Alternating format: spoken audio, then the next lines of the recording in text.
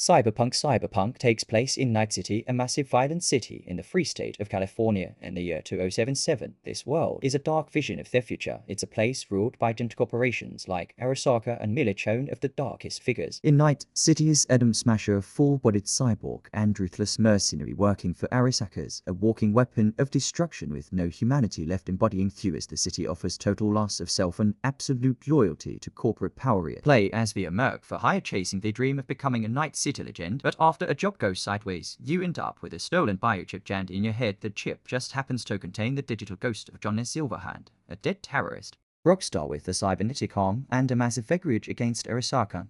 Now, you've got a voice in your head, hallucinations, and the slow creeping dread that John is going to overwrite your personality and take your body for himself. People get neural implants to boost things like strength or reaction times. But the more chrome you add, the more you risk losing your mind. Cyberpsychosis, a condition where too much modification breaks your brain, turns people into violent, uncontrollable killers. Cyberware lets you punch through walls, slow down time, and hack someone's brain in the middle of a fight. And if you thought death was the worst thing that could happen to you, come to the concept of soul, a program that doesn't just kill you, it rips your mind out and uploads it into digital limbo. Your body dies, but your consciousness gets repurposed by Thesamy corporations that murdered you. You didn't even get the piece of being dead. You just become another asset. You look like a cut of meat, are you? Gears of War. Gears of War takes place on a planet Sarah, a world that once looked like a thriving industrial society, but is now reduced to ash. The people of Sarah fought each other for decades over a resource called Emotion, a golden energy source that powered cities but poisoned everything beneath them. By the time there was ended, humanity was exhausted. That's when the real enemy arrived. On Emergence Day, monsters rose from beneath the ground. The Locust horde, an entire subterranean civilization of brutal, intelligent creatures, launched a full-scale attack on the surface. Cities were overrun in hours, billions died. Humanity, already broken from civil war, didn't stand a chance. What followed was years of non-stop fighting, and humanity only barely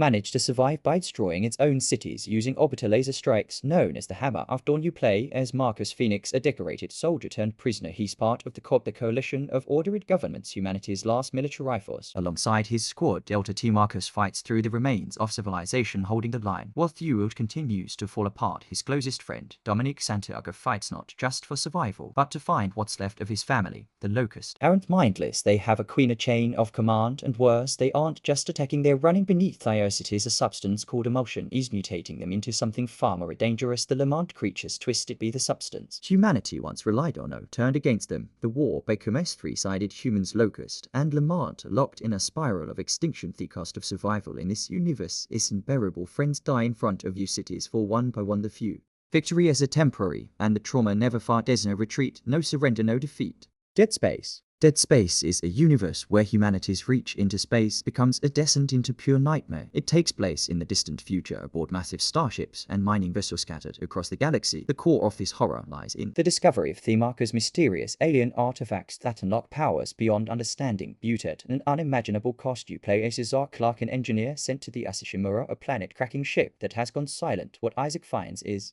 a derelict floating graveyard. The crew has been slaughtered and transformed into necromorphs, grotesque reanimated corpses twisted into violent monsters by the Marcus influence. These creatures don't just kill, they mutilate and reshape their victims into new horrors, turning the dead into weapons. The Marcus power is insidious. It doesn't just infect flesh, it corrupts minds. Crew members descend into madness, hearing voices, hallucinations, and losing any grip on reality. Isaac himself struggles not only to survive, but to hold on to his sanity amid the overwhelming Teworthy corporation behind the Ishimura. The Concordance Extraction Corporation cesses, just as cold and ruthless as monsters. They are willing to sacrifice anyone and anything to control the Marcus and exploit their power. The vast emptiness of space becomes a prison where every shadow could be your last. Isaac's fight is not just against the necromorphs, but against the creeping madness that threatens to consume him. It's a really bad idea. Stick around, I'm full of bad ideas. Super Mario. Super Mario might look bright and colorful, but beneath that cheerful game lies universe where danger, violence, and chaos are constant, masked in pretty designs but brutal in reality. It takes place in the Mushroom Kingdom, a world ruled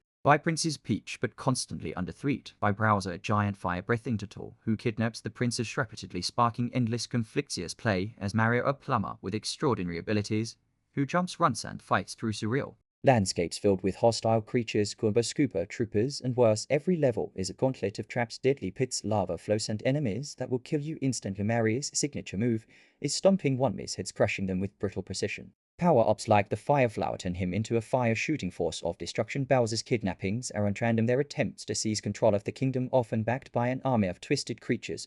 Super Mario's universe is a paradox, a bright, colorful world built on violent struggle and endless conflict. It's me, Mario. Portal. Portal is a universe where science has become its own kind of horror. It takes place inside the Aperture Science Enrichment Center, a massive isolated research facility where human lives are expendable test subjects for unethical experiment. Play as Cello, scientist subject trapped in a never-ending cycle of deadly experiments, armed with the portal gun, a device that creates linked doorways through space. Cello must solve increasingly dangerous puzzles designed by GLaDOS. She is their facilities AI overseer that watches your every move. She's cold and disturbing sarcastic, using biting humor and cruelty to wear down your resolve. GLaDOS responsible for the deaths of countless test subjects, and she treats us like nothing more than a lab rat. As you move through the crumbling facility, uncover the horrific history of Aperture Science, scratched into duels by previous test subjects, and separate warnings and graffiti, the most iconic being the phrase, "The cake is alien." It's a haunting reminder that promises of reward and salvation here are empty, a cruel joke on those trapped in this endless nightmare. Portal's universe is a brutal commentary on isolation and control. Chell is not just fighting puzzles, but a machine that humanizes and manipulates. The deeper you go, the clearer it becomes. Statescape is more than a physical challenge. It's a battle to retain your sanity and humanity in the face of relentless mechanical cruelty. Why do I hate you summer you ever? Goblin Slayer. Goblin Slayer takes place in a grim fantasy world filled with magic kingdoms and adventurers seeking glory. The story follows Goblin Slayer, a warrior shaped by trauma and obsession. When he was a child, goblins destroyed his village, killing his family and leaving him scarred both physically and emotionally. Since then, he's devoted his life to eradicating every goblin he can find. Using ruthless tactics, goblins aren't just mindless monsters.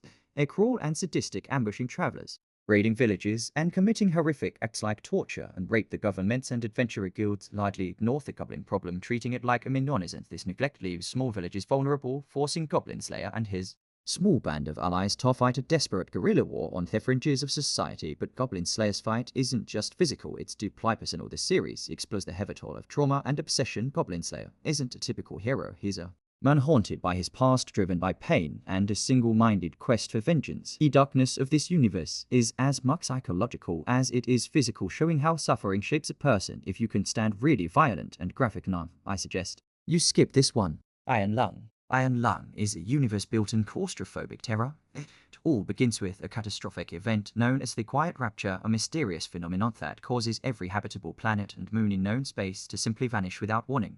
Billions of lives erased in an instant. The game takes place in a flooded dystopia where the surface of the moon at 5 has become an endless toxic ocean of crimson blood. You play as a prisoner aboard a tiny rusted submarine with the Iron Lung, navigating the depths of this blood ocean. The submarine is cramped, fragile, and your only lifeline, a hostile abyss where one wrong move can mean death. The vessel's instruments are minimal, the controls barely responsive, and outside is nothing but dark, thick liquid filled with unseen horror. The deadliest threat isn't seen directly, the monster that stalks the depths remains unseen. Iron Lung is a world without hope. The Quiet Rapture was set at the beginning of the ended waste, and all that remains is decay. The people who sent you down here aren't coming to rescue you. They don't even expect you to make it back. Your mission is simple: take photos, log coordinates, and die where no one can hear you scream. Subnautica. Subnautica is an universe that feels beautiful and deadly all at once. It takes place on an alien ocean planet called 4546b, a world covered almost entirely by water. But this isn't a place for vacation. You play as a lone survivor of the spaceship Aura, which crashes into the ocean during a mission to colonize the planet. Stranded with limited resources and no way to call for help, you're forced to explore the depths in search of food, water, and shelter. But the deeper you go, darker and stranger things. This scene is full of terrifying creatures, from small aggressive fish to massive leviathans that can swallow you whole. The planet's ecosystem is alien and unforgiving, with predators lurking around every corner and strange glowing flora hiding secrets. Beneath the waves, on top of natural dangers, there's the shadow of a deadly infection known as the Corobacterium. You're not just fighting for your life, you're racing against time to find a cure before the planet's slow poison kills you. There are abandoned alien facilities left behind by a lost civilization known as the Precursors. You uncover logs, messages, and ruins that hint at ancient tragedies and winnings you barely understand. Subnautica isn't just about survival, it's about isolation and helplessness. The ocean is vast and empty, and you're just a single fragile human trying to stay alive in a world that doesn't want you. Harry, detecting multiple Leviathan-class lifeforms in the region. Are you certain whatever you're doing is worth it? That's it for this video. I hope you enjoyed it. What did you think about the rankings?